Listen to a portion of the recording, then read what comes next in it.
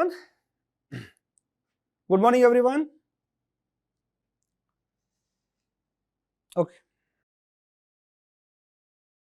So, welcome to revision of heat transfer.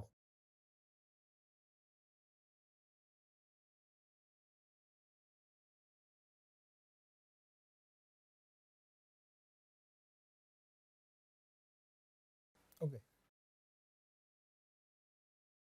So, please remember this is a revision class. So, we are not going to follow the particular schedule.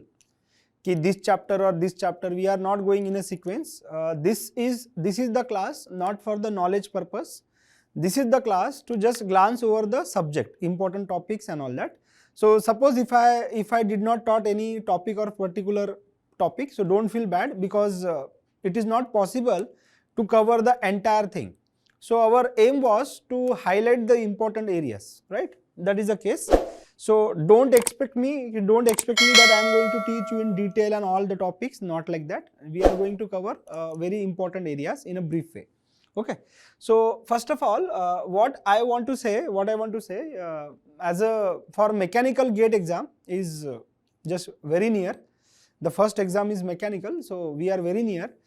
Now most of you going to the turbulence in your life right now, because what happened, you are preparing continuously, but your test series scores are not high. So I communicate with the very many people. I understood that they put the lot of effort, but at the end of the day, when they apply for test series, their scores are not so high. So finally they are in a panic condition, ki what to do and what not to do. Hope this is with the majority of the people facing the same issue, that scores are not high, what to do and what not to do, and something like that, right? So what I want to say as a heat transfer faculty, I can say that right now it is not right time to solve now many test series. Now that era is gone. Suppose if your marks are not improving, so you need to take a break from the test series for some 1 week or something, and you should concise everything. Don't study too much, don't try to cover this topic and all that. Why your marks are not improving means we are not concentrated. Our study is dilute. What is dilute means? We are trying to cover the everything, and in that everything we don't have much time to revise particular topic for 4 to 5 times. So ultimately what happened, the revision is a key. So select the particular topics. Once again, if you are getting the marks, then no issue. But this message to only those guys, those who are not able to score much and they are in a panic condition, ki now what to do. So I want to guide them. I want to say only one thing: concise your preparation. Concise your preparation means now see, if you say heat transfer, what we will do, everyone will start from this topic. First, what they will go with the conduction, right? That conduction itself take lot of time, because conduction is very lengthy. So that student will prepare plane wall, critical thickness, variable conductivity, heat generation, blah blah things. He keep on preparing. So around 50% of the time will go to the conduction. Then what happen? He will enter in the convection. Then again the frustration will start, because convection is not so student friendly. So he fed up in these two topics only. So your 50%, more than 50% time will consume by conduction and convection. Okay. Now then what happened? After that there is something called heat exchanger.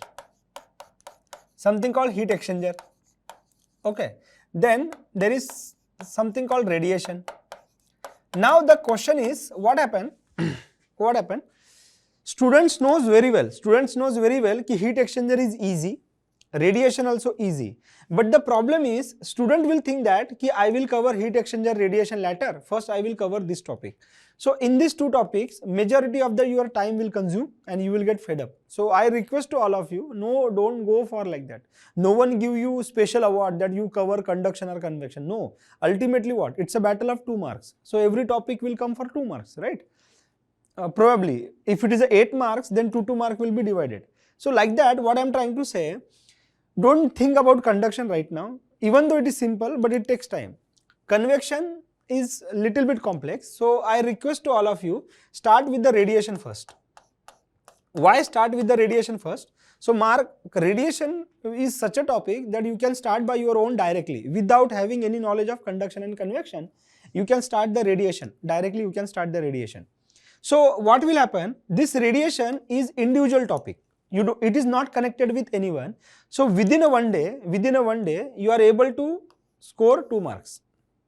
So if you prepare shape factor, heat exchange, so you are going to cover the 2 marks very easily, because from the radiation there is no theory is there. Theory questions, you see, theory questions are very minimal. And if there is any theory also, they will go for what is black body and all that, emissivity and all that. So theory is not there, mostly shape factor and heat exchange. Then what happen? You need to go for heat exchanger. That, like LMTD method and NTU method, will give you 2 marks sure shot.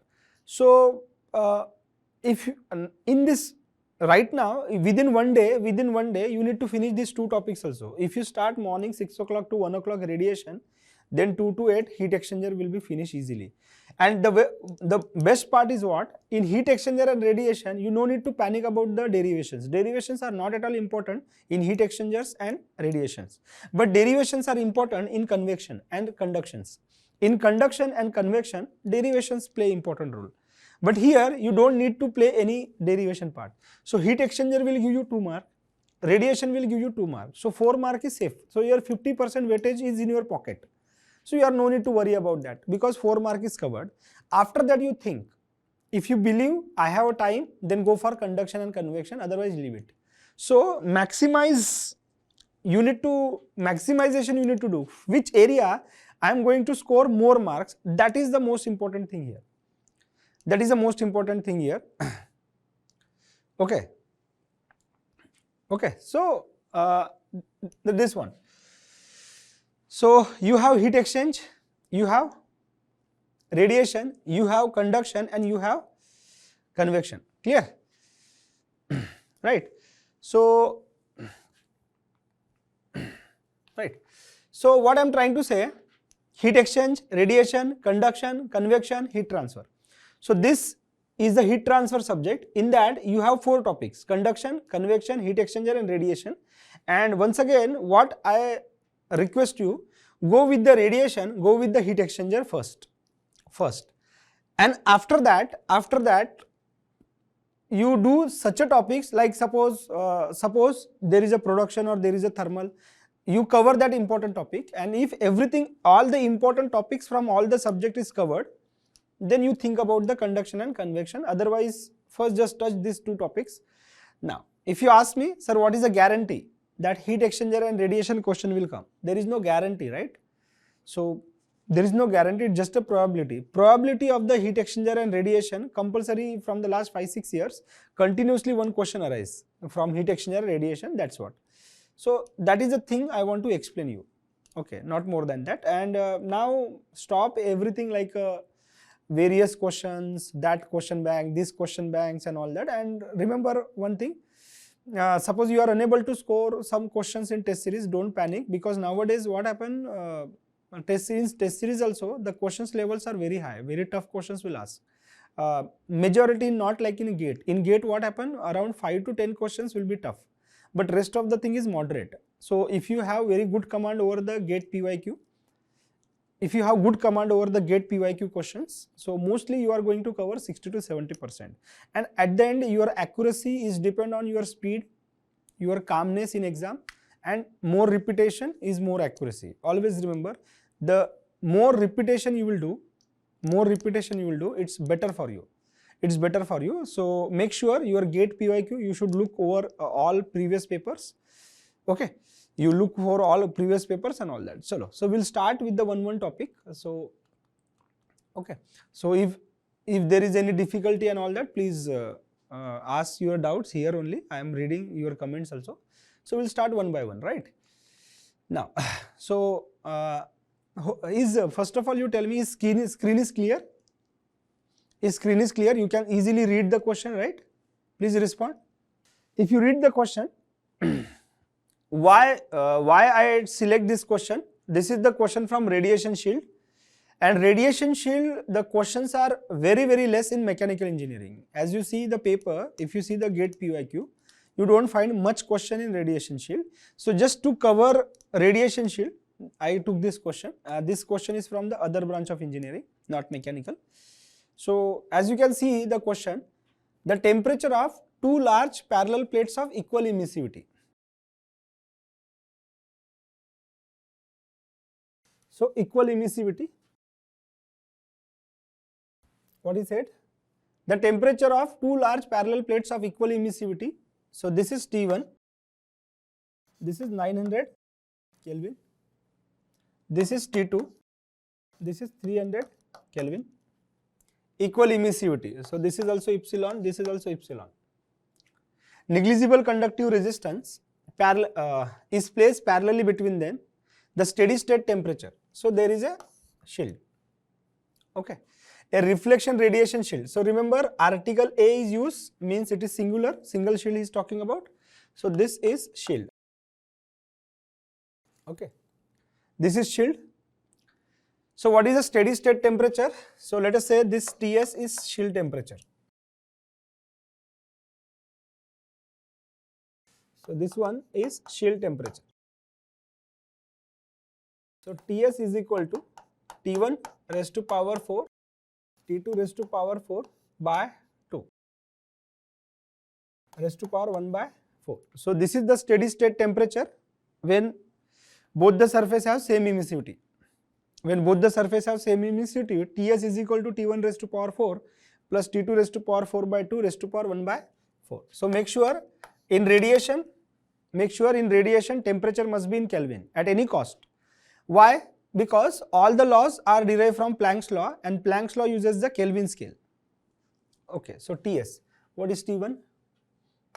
900 raised to power, T2 300 raised to power by, so this is 1 by 4. So anyone give me answer? Calculate and give me answer. Everyone calculate and give me answer.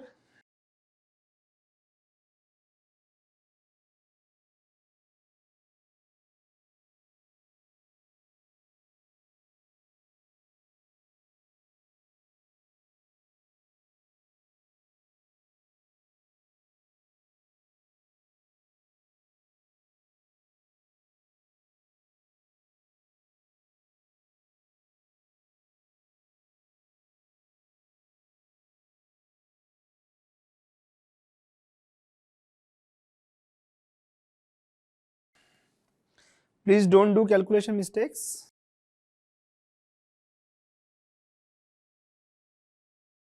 Please don't do calculation mistake.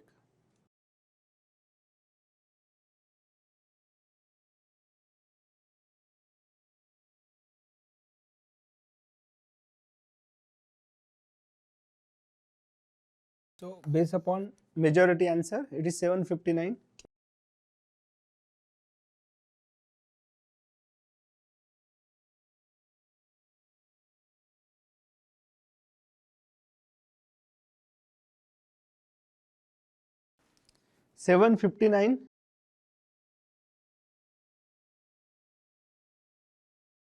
This is your answer. So what is the important point here? The important point here, remember, the temperature of two large parallel plates have equal emissivity. This formula will work only when it has equal emissivity, otherwise it will not work.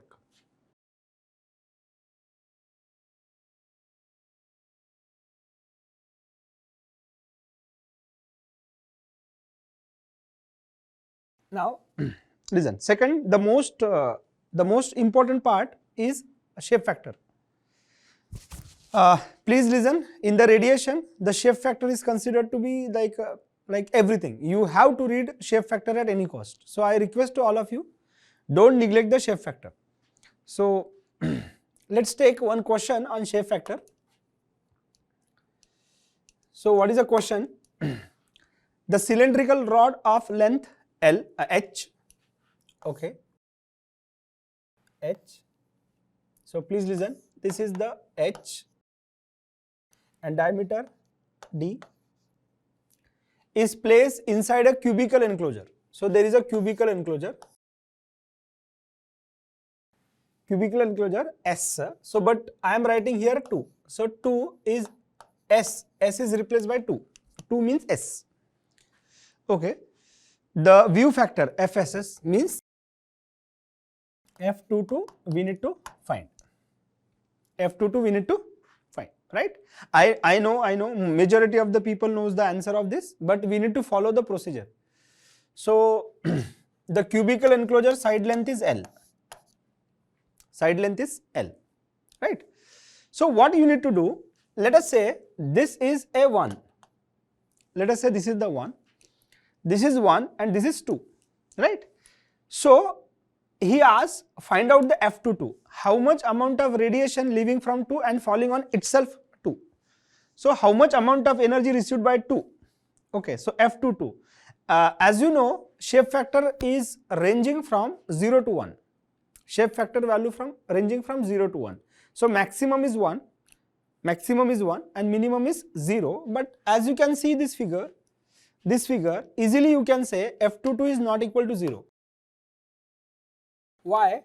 Because if you see this figure, this radiation will fall on itself. Okay, fall on itself. So what we will do, first thing, let's take this is cylinder. Okay, so cylinder number is 1. This is D. This is H. This is D. This is H. So now it will radiate from all the sides. Make sure it is a rod, he says. This is the rod, he says, right? So F110. Why F110? Because it is not going to strike with itself, right? Then we need to apply summation rule. F11 plus F12 is equal to 1. So F11 0, F12 is equal to 1. F12 is equal to, okay. Next, this is a cubical enclosure.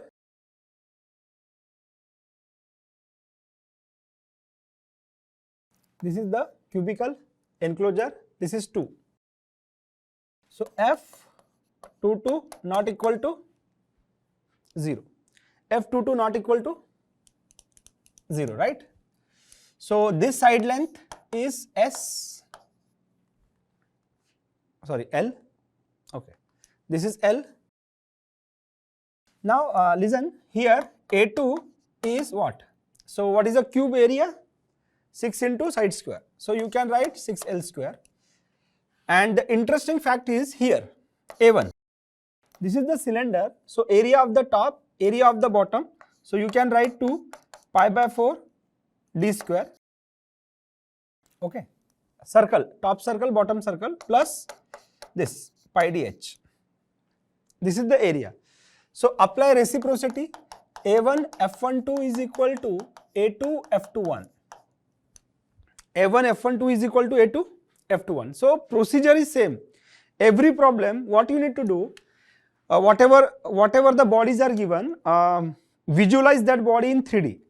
So visualize that body in 3D and use the respective area and summation rule.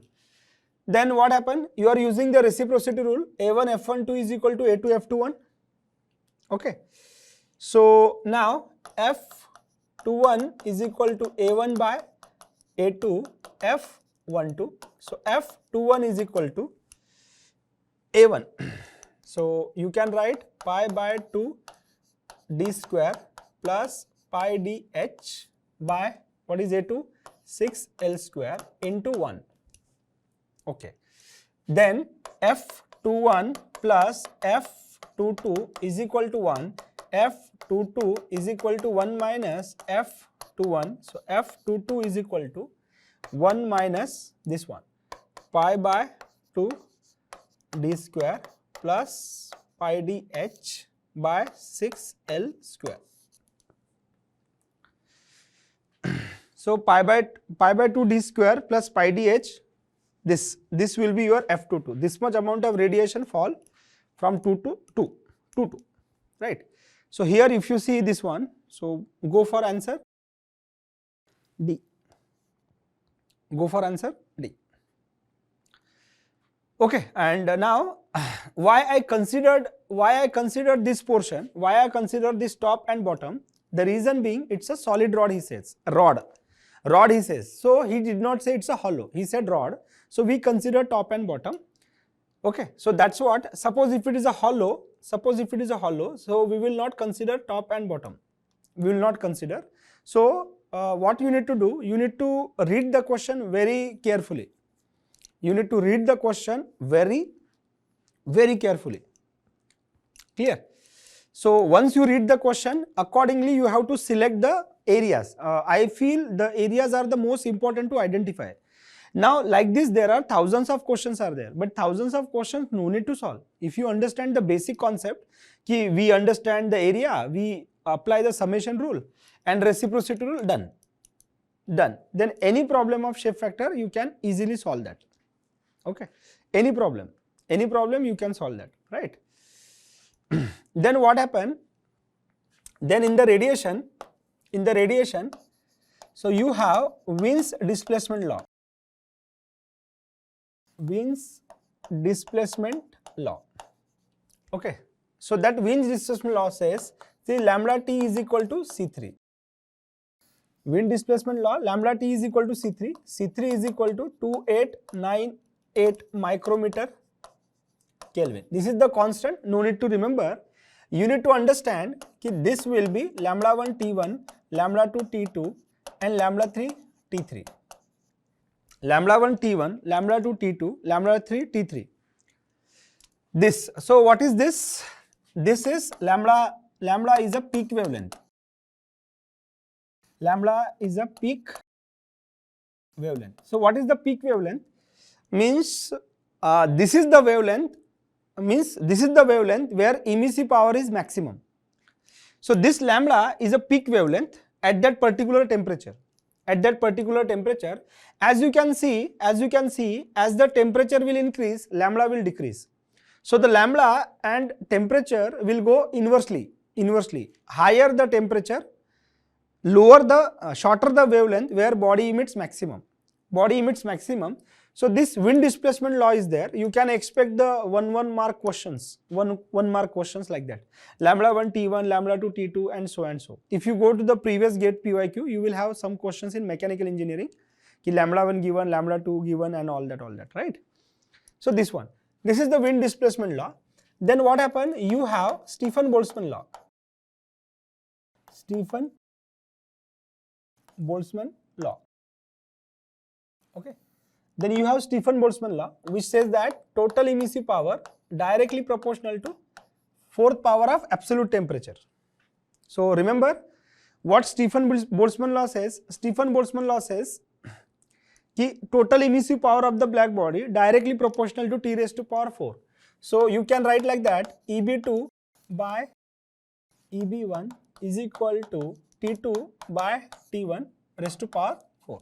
This also for 1 mark. This is also for 1 mark. So wind displacement law, lambda T is equal to C3, 2898 micrometer, lambda 1 T1, lambda 2 T2, lambda 3 T3. This is wind displacement law. And Stefan-Boltzmann law, EB directly proportional to T raised to power 4. So EB2 by EB1 is equal to T2 by T1 raised to power 4. So this is for your 1 mark question.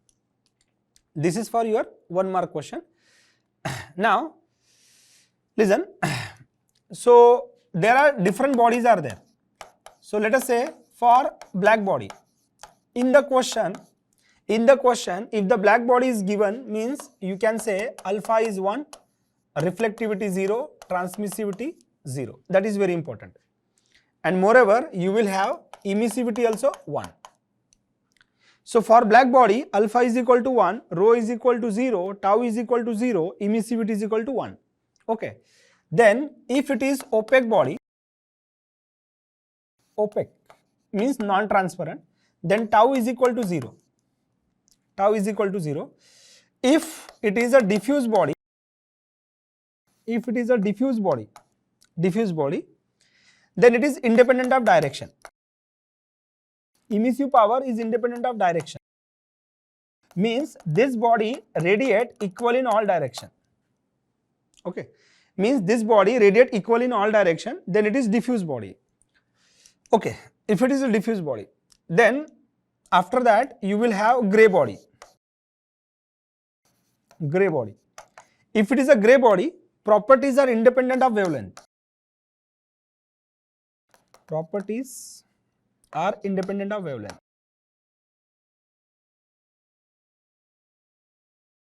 Independent of wavelength.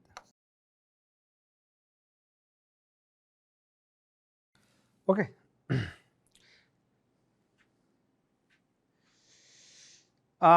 Please tell me, is video is clear? Is video is clear? Everyone, please respond. Is it clear? You have wind displacement law, and you have Stephen-Boltzmann law. So if there is any 1 mark question, then it will come from wind displacement law or Stephen-Boltzmann law. And just what I want to say, you need to have some decent knowledge what is black body, but not in much detail. If you know, black body means alpha 1, rho 0, tau 0, epsilon 1. Then for opaque body, transmissivity is equal to 0. Okay. Now this is the procedure. So please listen. No need to worry about much. Just quickly revise the basic definitions of black body, grey body, opaque body, diffuse body done. Then go for wind displacement law and Stephen-Boltzmann law. Done. Your theory will be covered. Then directly attack the shape factors. Visualize the figure. Take an area. Apply summation rule and reciprocity rule. Then go for heat exchange between the two bodies. This is our basic formula. And then what? Then go for radiation shield. If you cover that, your entire radiation will be covered. And we are in that time period, we can't spend more than 4 or 5 hours. So just within 2-3 hours, you need to finish this topic as early as possible. Okay. And remember one thing, now your best friend is only GATE PYQ. If you go with the other booklets, the new questions and all that, then panic situation will come. You will, because there are infinite things are there which we don't know. So we can't think that if this question happen, what will happen? If they ask like this, what will happen? Nothing. Just stick to the basic. Ki whatever sir taught, whatever your faculty taught, and whatever the GATE PYQ is going on, just try to cover that areas only. Okay. So this is about the radiation. So all the topics, already I give the hint. Now, you will have the another topic.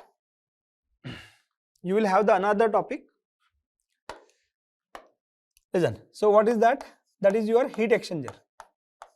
The second, like most important topic, I feel ki every student should know ki heat exchanger. Okay. So what I am trying to say, we having two conditions. We have parallel flow, and we have counter flow. So in heat exchanger, we have two categories, right?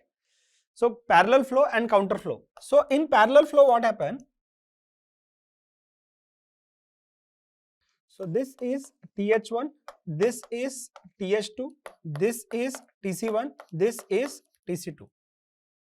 So this is your delta T1, this is your delta T2. So listen, your delta T1 is your TH1 minus TC1, and delta T2 is equal to TH2 minus TC2. And remember, this is X direction. So as X increases, the hot fluid temperature will decrease, but cold fluid temperature will increase. TC means cold. So in parallel flow, what happened? As your X is increasing, length is increasing, the hot fluid temperature will decrease and cold fluid temperature will increase, right? Now, then it's a counter flow. X. So this one, this is TH1, this is TH2, and there is opposite. So that is TC1, this is TC2. So it is opposite. So now what you need to understand here, this is delta T1, this is delta T2. So delta T1 is equal to TH1 minus TC2. Delta T2 is equal to TH2 minus TC1. So initial temperature difference and the inlet temperature difference and outlet temperature difference is this one. And now you need to understand that as X is increasing this way, suppose X is increasing this way, so TH will decrease and TC also decrease. TH also decrease, TC also decrease. Why? Because TC will increase in opposite side, right? So this is counter. This is counter. So what we need to do? So we have parallel flow, we have counter flow. Okay. We need to calculate the area. So we need to calculate the area. So I need to calculate the area so that I should say ki how much area consumed by parallel flow and how much area consumed by the counter flow. That we need to calculate. So how to calculate? What we do? We took integration. This delta T1 we are going to integrate over the X. This delta T1 we are integrating over the X, and finally we will get the average difference, and that average difference is your LMTD, logarithmic mean temperature difference. So delta T1 minus delta T2 upon ln delta T1 by delta T2. This is the formula. So after the integration, once again, no need to worry about the derivations. You don't need derivations, okay? You don't need derivations. So LMTD is equal to delta T1 minus delta T2 upon ln delta T1 by delta T2. So you have LMTD. Now remember whether you calculate LMTD in degrees Celsius you calculate or LMTD in Kelvin you calculate, both are same. So remember, LMTD is a difference now. This is difference. So this is delta T1, this is delta T2. So this difference doesn't matter. This difference doesn't matter whether it is Kelvin or degree Celsius. Whether that is in Kelvin or degree Celsius doesn't matter. Okay. So you use any value. You use any value, whether it is Celsius or degree Celsius doesn't matter. So ultimately you need to use this LMTD. Right? So always remember, no need to panic about the temperature scale, whether it is in Kelvin or degree Celsius, doesn't matter at all. So doesn't matter at all. Okay. Now, so LMTD in degree Celsius is equal to LMTD in Kelvin. Right? So now what equation we will use? We will use equation Q is equal to UA LMTD. This is the equation we will use. To analyze the heat exchanger, we need to use capital Q is equal to UALMTD. Capital Q is equal to UALMTD. So what is U? U is overall heat transfer coefficient.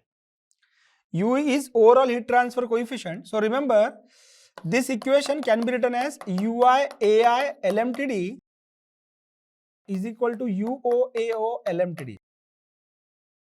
Okay. So UI AI LMTD is equal to UOAO LMTD. So listen, your UI AI should be is equal to UOAO. Always remember. So UI is based upon the inner heat transfer coefficient. UO is based upon the outer heat transfer coefficient. So always remember your this value UI AI is equal to UOAO. This value should match. UI AI is equal to UOAO. This value should match. Right? So this is the equation you need to remember. And finally what we will do? We will apply the energy balance. So this is m dot h ch th1 minus th2 is equal to m dot c cc tc2 minus tc1. 2 means outlet, and 1 means inlet. Okay. So this equation, this is equal to UALM So m dot h ch th1 minus th2 is equal to m dot c cc tc2 minus tc1 is equal to ULMTD. This is the energy balance. This will not work if there is a phase change. So in phase change it is not valid. Suppose in parallel flow and counter flow one fluid is under phase change, then it is not valid. It is valid only when there should not be any phase change. So this one m dot h ch th1 minus th2 m dot c cc tc2 minus tc1 is equal to UALMTD. UALMTD. This is the balance, and always remember LMTD of counter.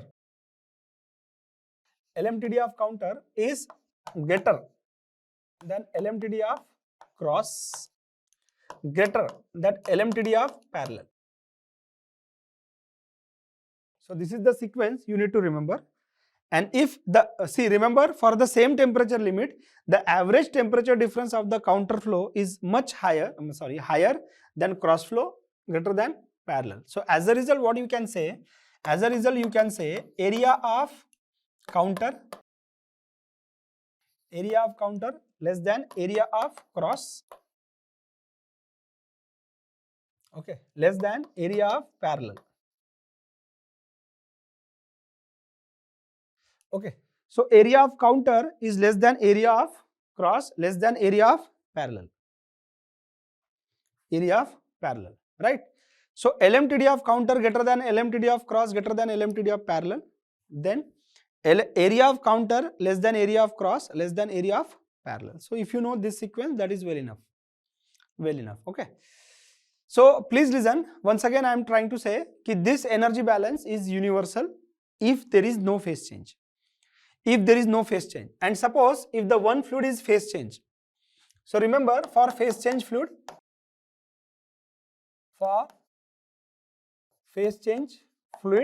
what you need to write? You need to write Q is equal to m dot HFG. This HFG is latent heat. Okay, in joule per kg. So m dot HFG, that is latent heat in joule per kg, if any fluid is changing phase. So remember, if the hot fluid is changing phase, then put this value m dot h HFG. If the cold fluid is changing phase, then m dot c HFG, if there is a phase change. So whoever the phase change, just replace with this formula, rest of the thing is same. Rest of the thing is same. So remember in phase change device,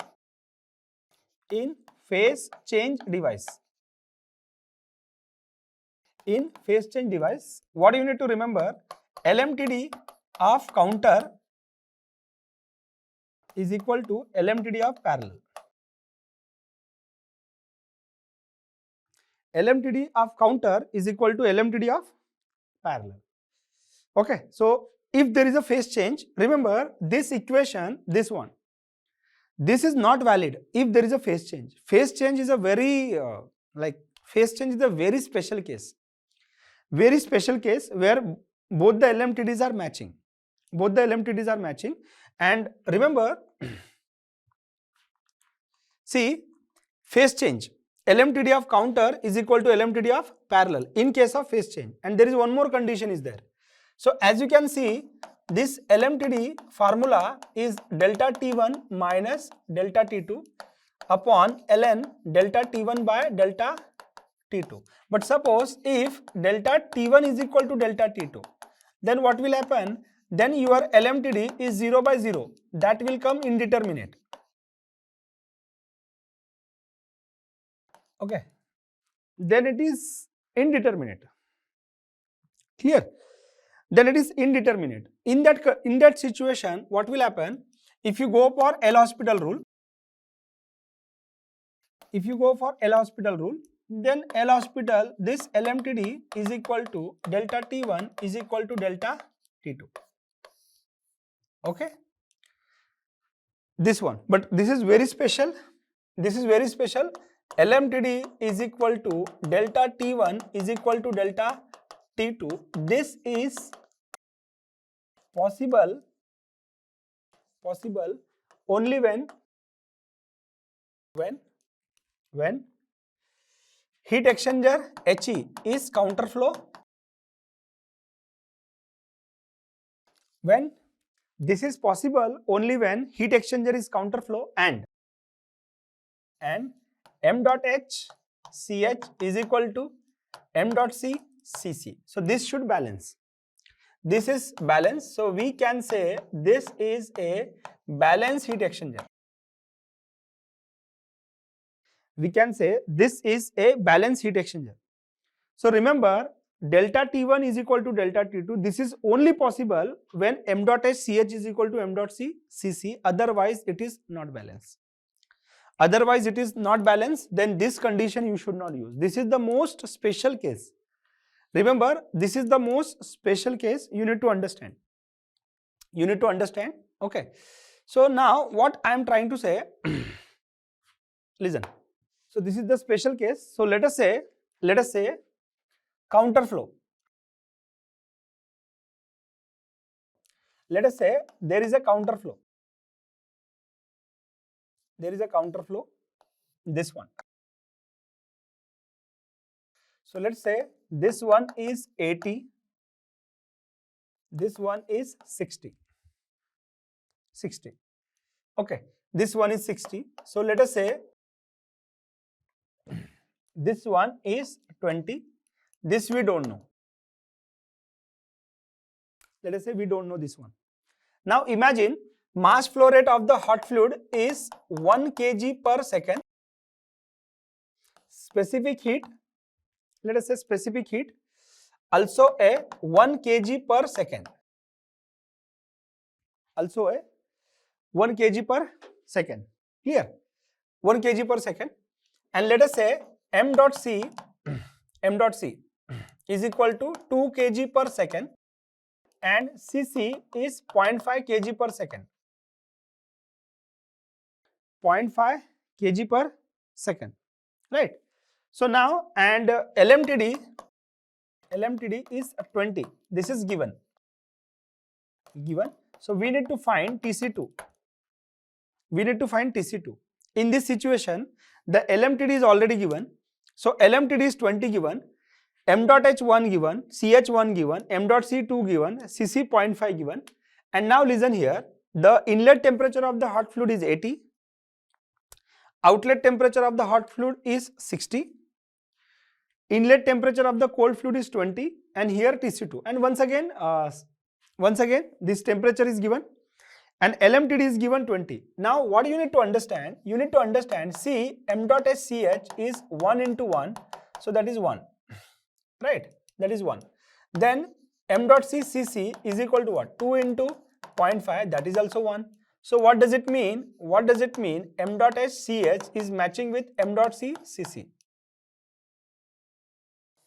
M dot h ch is equal to m dot c cc. M dot h ch is equal to m dot c cc. M dot h ch is equal to m dot c cc. Now it is matching, and once again it's a counter. It's a counterflow. So if it is a counterflow, this is the special condition. This will be your delta T1. This will be your delta T2. Delta T2. So easily you can write, what you can write, LMTD is equal to delta T1 is equal to delta T2. What is LMTD? 20. This is delta T1 I am taking, this one. So we need to find, right? So this is TH1 minus TC2. So 20, this is 80 minus TC2. So TC2 is equal to 60. Wait a minute. So this one. Okay.